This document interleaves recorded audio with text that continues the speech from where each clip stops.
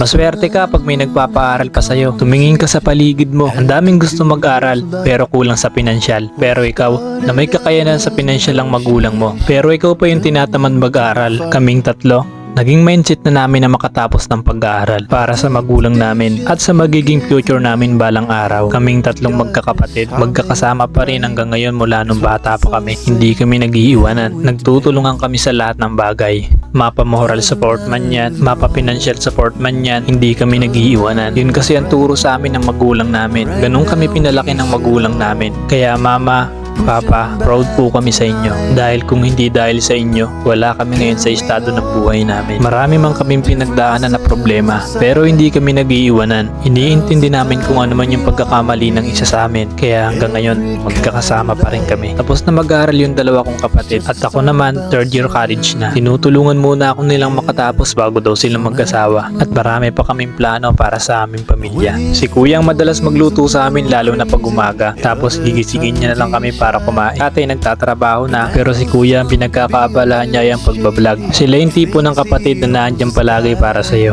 Si ate yung panganay, si Kuya naman yung pangalawa at ako yung bunso. Sila yung kapatid na nakasupport lang kung anong gusto mong gawin sa buhay. Pagkakain kami kailangan sabay-sabay. Natutunan namin ito sa aming mga parents dahil nung maliliit pa kami, lagi kaming sabay-sabay kumain. Yun ang gusto ng parents namin. Kaya ngayon, kahit malalaki na kami, nai-apply namin yun. Maswerte kayo pag ganito ang mindset nyo dahil lahat ng problema, kahit ano man yan, kaya nyo lagpasan basta sama-sama lang kayo. At alam nyo ba ang isa pang itinuro sa amin ng magulang namin ay ang maging patas ka lang sa iyong kapwa at ipakita mo kung sino ka at kung ano yung totoong estado mo sa buhay.